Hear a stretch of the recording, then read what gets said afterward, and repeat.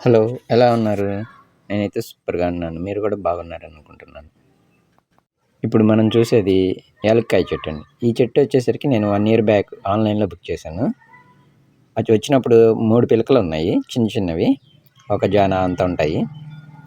ఇప్పుడు చూడొచ్చు ఎన్ని ఎన్నైతే వచ్చినాయో అలా చిన్నగా స్టార్ట్ అవుతుంటది ఒక్కొక్క పిలక. అలా పెరిగి పెరిగి పెద్దదయింది చెట్టు. కాకపోతే ఈ చెట్టుకనేది ఎక్కువ వాటర్ ఉండాలండి. చల్లదనం ఉండాలి. అంటే ఎండ కూడా తగలాలి. చల్లదనం కూడా ఉండాలి. చూడొచ్చు 1 ఇయర్ అయ్యేసరికి ఒక 3-4 జానాలైతే హైట్ వచ్చింది. నేను బుక్ చేసుకున్నప్పుడు 3 పిలకలు, 4 పిలకలు అలా వచ్చినాయి చిన్నవి. ఒక జాన లోపే ఉన్నాయి. చూడొచ్చు. నేను అప్పుడు ఈ చెట్టునైతే చాలా జాగ్రత్తగా చూసుకున్నాను.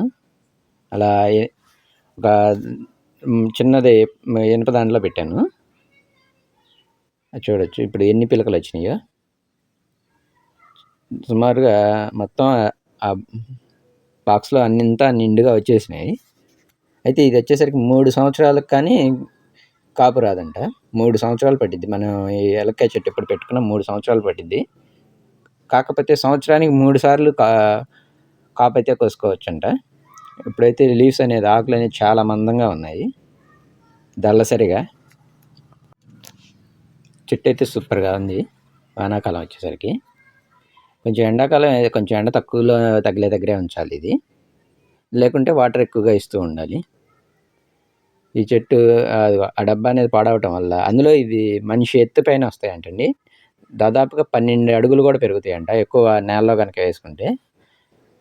అందుకని నేను ఆ పెద్ద ప్లాస్టిక్ డబ్బాలో వేసేస్తున్నాను.